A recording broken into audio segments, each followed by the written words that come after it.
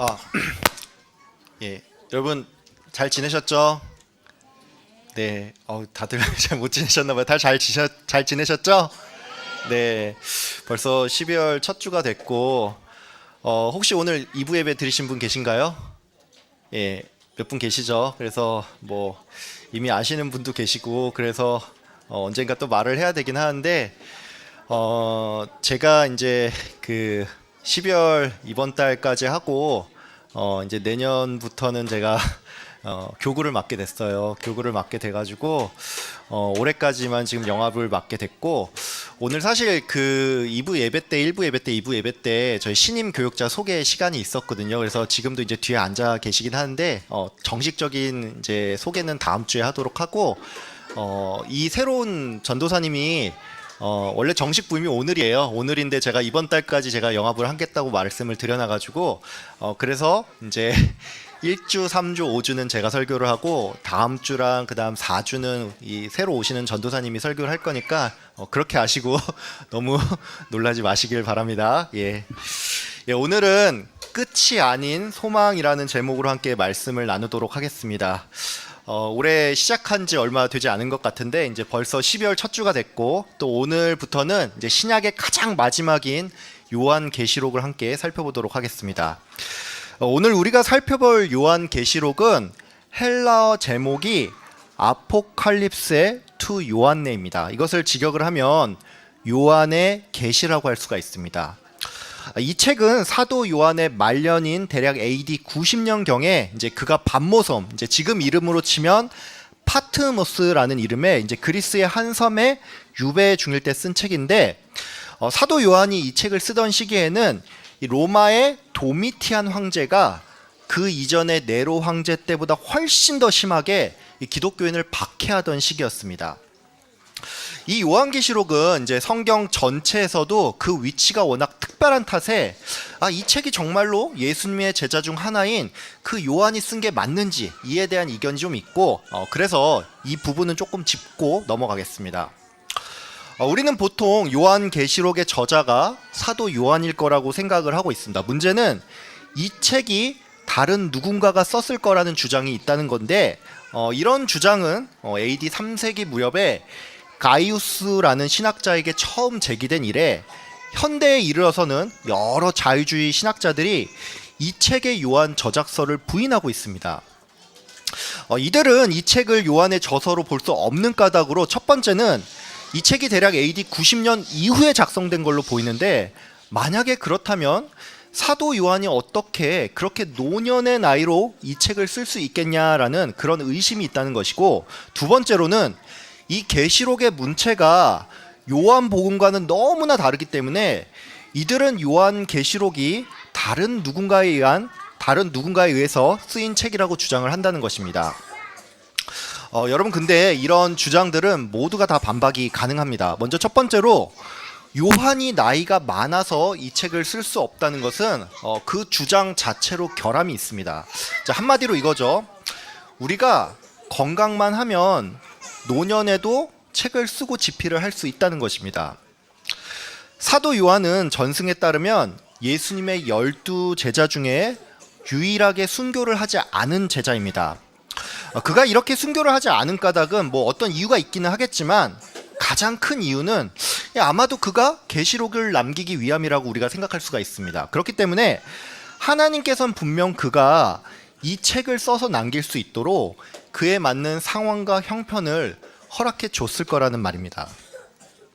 세상에는 노년의 나이에 책을 쓴 사람들이 종종 있습니다. 뭐 괴테는 파우스트라는 책을 81세에 탈고를 했고, 또 우리나라의 이어령 작가는 이제 작년에 췌장암으로 별세를 하긴 했지만 그해 초에 88세의 나이로 책을 내기도 했습니다. 즉, 이 말은 건강만 하면 노년에도 우리가 책을 쓸 수가 있고, 또 하나님의 은혜가 있다면 더욱더 이 일이 가능하다는 것입니다. 두 번째로, 문체가 다르니까 이 책의 저자가 요한일 수 없다라는 주장도 충분히 반박이 가능합니다. 여러분, 복음서와 계시록은 장르가 완전히 다른 책입니다. 쉽게 말해서 소설과 시가 전혀 다른 것처럼 복음서와 계시록은 문체가 같으면 이게 오히려 좀 이상하다는 겁니다. 근데 이렇게 말씀을 드리면 그래도 이 책이 요한의 저작이 맞는지 이게 좀 의심이 갈 수 있으니까 그래서 우리가 좀 주목할 게 있는데, 그게 뭐냐면 이 두 책은 문체가 다름에도 불구하고 정작 자주 사용되는 어휘가 상당히 비슷하다는 겁니다. 여러분도 그렇지만 사람마다 자주 쓰는 말과 어휘가 있습니다.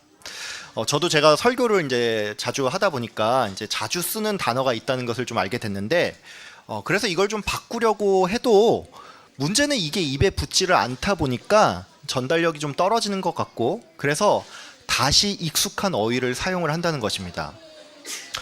여러분도 이걸 보면 알 수가 있지만 문체는 장르에 따라서 달라질 수가 있지만 자주 사용하는 어휘는 이 어떤 한 사람의 특징을 나타낸다는 것입니다.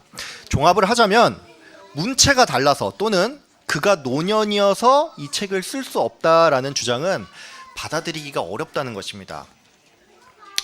무엇보다 이 책은 사도 요한이 그 저자라는 강력한 외적인 증거가 있습니다. 그게 뭐냐면 초대교회 교부들이 이 책의 저자가 사도 요한임을 공공연하게 밝히고 있다는 것입니다. 여러분은 방금 저의 설명을 들으면서 그게 왜 강력한 증거지? 뭐 이런 의문이 좀 들 수가 있는데, 이건 여러분이 조금만 생각해보면 알 수가 있습니다. 사도 요한은 굉장히 장수한 인물이고 또 초대교회 교부들은 사도들과 가까운 세대의 사람이었습니다. 이것은 바꿔 말해서 교부들 중에 상당수가 직간접적으로 사도 요한을 경험을 했다는 것이죠. 여러분 언젠가 이제 시간이 좀 지나서 뭐 저희 교회 담임 목사님이 은퇴를 했을 때, 뭐 그때 제가 있을지 모르겠지만 제가 그때 담임 목사님에 대해서 이은수 목사님은 뭐 이런 분이셨습니다, 뭐 이렇게 말을 한다면 여러분 이 말은 상당히 신뢰도가 높은 말이겠죠. 근데 만약에 제가 지금 이 자리에서 이 교회의 1대 목사님인 장경재 목사님에 대해서 그분이 어떻다 뭐 이렇게 말을 한다면 여러분은 이 말을 들으면서 이게 상당히 신뢰도가 떨어진다고 생각을 할 겁니다. 여러분 그러면 이거 왜 그렇습니까? 이것은 1대 목사님이 살아 계셨을 때 제가 그분을 대면한 적이 없기 때문입니다. 초대교회 교부들은 사도와 가장 가까운 사람이었고 이들은 이 책의 저자가 요한이라고 증언을 했습니다. 반면에 AD 3세기가 돼서야 이 말에 반론이 나오기 시작을 했다는 것이죠. 그러니까 이 말은 요약을 하자면 상식적으로 볼 때도 후대에 나온 의혹은 그 자체로 설득력이 떨어지고, 그래서 결론은 사도 요한이 이 책의 저자라고 보는 것이 가장 합당하다는 것입니다. 방금 전까지 제가 이제 이 책의 저자가 누군지에 대해서 알아봤는데 이제 요한계시록의 전체적인 내용을 좀 알아보겠습니다. 요한계시록은 1장부터 3장까지는 소아시아에 있는 7교회에 대한 예수님의 칭찬과 책망이 나오고, 또 이후 4장부터는 예수님의 재림 때 어떤 일이 일어날지 여러 환상들이 나옵니다. 요한은 이 과정 중에서 자신이 본 7인, 7나팔, 7대접의 환상을 증언을 하는데 저를 포함해서 많은 독자들은 이 요한계시록 3장까지는 그래도 뭐 어렵지 않게 읽을 수가 있는데, 문제는 4장 이후부터는 계속 환상이 나오니까 이걸 읽기는 하는데 이게 대체 뭘 의미하는 건가 싶어서 좀 난감하다는 것입니다. 참고로 여러분이 이런 느낌을 받는 것은 당연한 겁니다. 왜냐하면 요한계시록에 나타난 환상은 이 유대교적인 묵시 문학을 바탕으로 하는데, 이것은 다르게 말해서 배경 지식이 부족한 현대인들에게 있어서는 이 환상이 뭘 의미하는지 도무지 이해하기 어렵다는 것입니다. 그렇다고 해서 오늘 제가 이제 이 시간에 그 배경 지식을 좀 설명드리긴 어렵고, 이게 현대에 와서도 계속 그게 정립 중인 관계로 제가 여러분께 딱 한 가지만 당부를 드리자면, 여러분 계시록에는 굉장히 많은 비유와 상징이 있거든요. 근데 이걸 무슨 성경의 다른 곳에 없는 이 어떤 숨겨진 비밀을 발견하겠다 뭐 이런 식으로 성경을 본다든지, 또는 세대주의적인 관점에서 이 시대에 일어나는 일과 이 계시록을 서로 끼워 맞추는 식으로 그렇게 해석은 하지 말길 바랍니다. 여러분 요한계시록은 성경 66권 중에 하나이고 다른 모든 성경처럼 예수님을 중심으로 하는 책입니다. 여러분이 이 요한계시록만 특별히 다른 시각으로 바라본다면 자칫 잘못하다가 이단에 빠질 수가 있습니다. 방금 전까지 이제 요한계시록의 배경에 대해서 알아봤는데 이제 오늘 본문을 좀 한 절씩 보겠습니다. 제가 1절부터 3절까지를 읽겠습니다. 예수 그리스도의 계시라. 이는 하나님이 그에게 주사 반드시 속히 일어날 일들을 그 종들에게 보이시려고 그의 천사를 그 종 요한에게 보내어 알게 하신 것이라. 요한은 하나님의 말씀과 예수 그리스도의 증거 곧 자기가 본 것을 다 증언하였느니라. 이 예언의 말씀을 읽는 자와 듣는 자와 그 가운데 기록한 것을 지키는 자는 복이 있나니 때가 가까움이라. 사도 요한은 자신이 보고 전하는 이것들이 예수 그리스도의 계시며 이 계시는 앞으로 반드시 일어날 일이기 때문에 이것을 읽고 듣고 지키는 자가 복이 있다라고 설명을 했습니다. 이 1절에서부터 3절까지는 이제 얼핏 보면 그다지 특별한 내용은 없어 보이는데 어떤 분들은 이 하나님의 계시가 예수님께 주어지고 또 이것이 천사를 통해서 성도에게 전달이 된다는 사실이 조금 이상하게 느껴질 수가 있습니다. 우리는 장로교 신학 안에서 예수 그리스도만이 유일한 중보자라고 배웠습니다. 이것은 바꿔 말해서 계시 전달에 있어서 천사가 끼어드는 것은 어딘지 좀 로마 카톨릭적인 그런 냄새가 좀 난다는 것입니다. 근데 여러분, 이 부분은 꼭 그렇게 볼 필요가 없습니다. 여러분, 오늘 본문 1절을 보면은 이것은 예수 그리스도의 계시다라는 말이 나오죠. 이 말은 계시의 원출처가 예수님이라는 말입니다. 요한은 이어서 이 계시가 하나님에게서 예수님께로 주어졌다라는 말을 하는데, 그러니까 이 말은 예수님과 하나님이 동일한 분으로서 예수님의 계시가 곧 하나님의 계시이고 이 계시가 천사를 통해서 요한에게 보내졌다는 것입니다. 예수님이 유일한 중보자라는 사실은 우리의 구원에 있어서 다른 그 무엇이 대신할 수 없다는 것이지 메시지의 최종 전달자가 꼭 예수님이어야 한다는 말은 아닙니다. 수많은 구약의 선진들이 천사를 통해 하나님의 메시지를 들었고 또 신약 시대로 넘어와도 예수님의 잉태와 부활 소식을 천사들이 알려줬죠. 요약을 하자면 계시의 전달 과정에 있어서 천사가 들어온다고 해서 우리가 이것을 굳이 의심할 필요는 없다는 것입니다. 이제 4절부터 6절까지를 제가 읽겠습니다. 요한은 아시아에 있는 7교회에 편지하노니 이제도 계시고 전에도 계셨고 장차 오실 이와 그의 보좌 앞에 있는 7영과 또 충성된 증인으로 죽은 자들 가운데 먼저 나시고 땅의 임금들의 머리가 되신 예수 그리스도로 말미암아 은혜와 평강이 너희에게 있기를 원하노라. 우리를 사랑하사 그의 피로 우리 죄에서 우리를 해방하시고 그의 아버지 하나님을 위하여 우리를 나라와 제사장으로 삼으신 그에게 영광과 능력이 세세토록 있기를 원하노라. 아멘.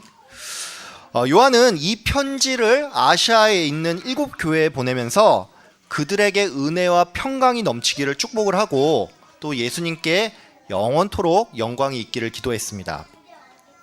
우리는 이 4절부터 6절까지를 보면서 한 두 가지 정도 좀 의문이 생길 수가 있습니다. 첫 번째 의문은 왜 하필 요한은 이 아시아의 수많은 교회들이 있는데 굳이 7교회만 선택을 해서 편지를 보냈냐 하는 점이고, 이제 두 번째는 그의 보좌 앞에 있는 7영이라는 것이 과연 무엇을 가리키냐는 것입니다. 이와 관련해서 이제 몇 가지 해석들이 있는데 가장 타당하고 또 중요한 견해만 소개를 드리겠습니다. 여러분이 이제 요한계시록을 읽을 때 유의할 게 있는데, 계시록은 묵시 문학의 특성상 여러 상징적인 표현이 나오고 특별히 숫자 상징이 많이 나옵니다. 성경에서 7이라는 숫자는 거룩함과 완전함을 의미합니다. 반면에 7에서 하나 모자란 6은 불완전하고 거룩하지 않다는 것을 의미합니다.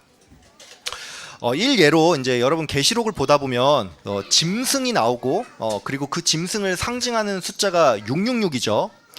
이 666은 거룩하지 않다라는 말을 3번 반복한 것이기 때문에 이 짐승이 매우 매우 악한 존재라는 것을 의미하지, 이 어떤 사람이 머리에 666이 새겨져 있다고 해서 또는 뭐 베리칩이라고 불리는 그 마이크로칩을 사람 몸에 삽입을 한다고 해서 그 사람이 갑자기 적 그리스도가 된다는 그런 얘기가 아닙니다. 7이라는 숫자는 앞서 설명을 드린 것처럼 거룩함과 완전함을 상징을 합니다. 그렇기 때문에 7 교회에 계시가 전달이 됐다는 것은 이 계시가 모든 교회를 향한 것이며 또 그 계시가 거룩하다는 것을 의미합니다. 같은 의미에서 보좌 앞에 있는 7 영 또한 거룩하고 완전한 영을 의미하기 때문에 이것은 곧 성령님을 상징합니다. 이것을 바탕으로 4절부터 6절까지를 다시 해석하면 이렇습니다.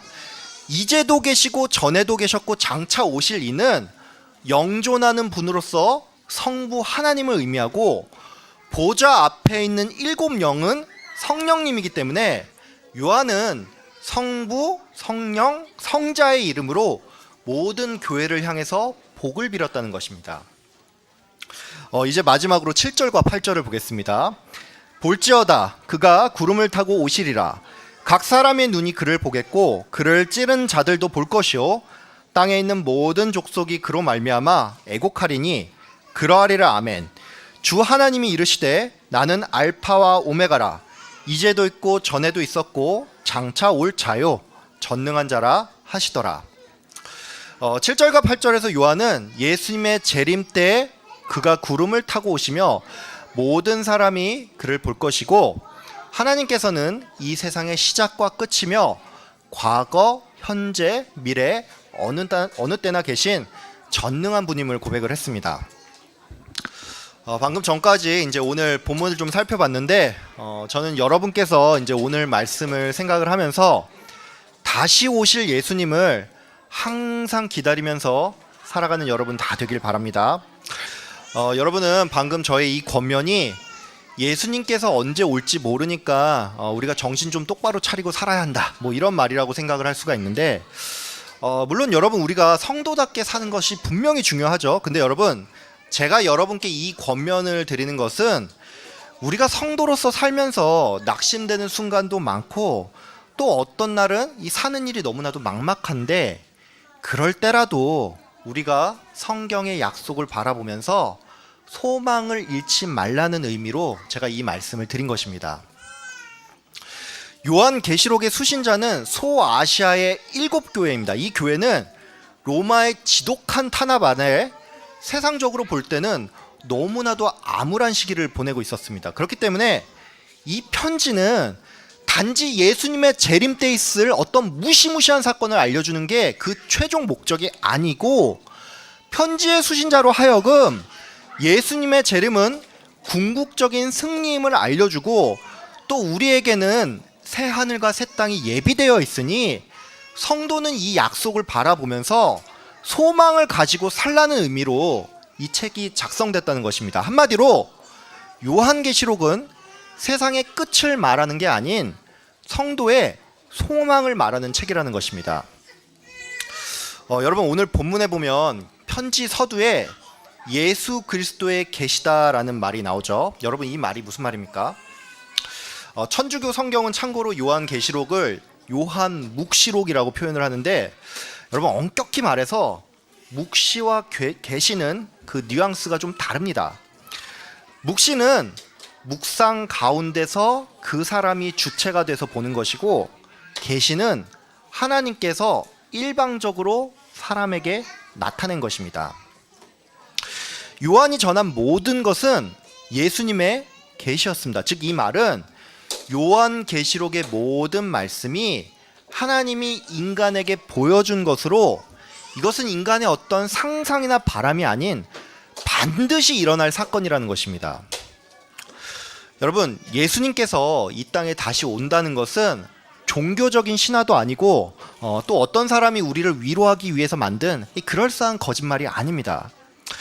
예수님의 재림은 모든 민족이 실제로 보게 될 일인데, 이것은 바꿔 말해서 성도에게는 궁극적인 해피 엔딩이 준비되어 있고, 그렇기 때문에 성도는 비록 하루하루가 고달프더라도 우리의 결말은 행복이라는 것입니다.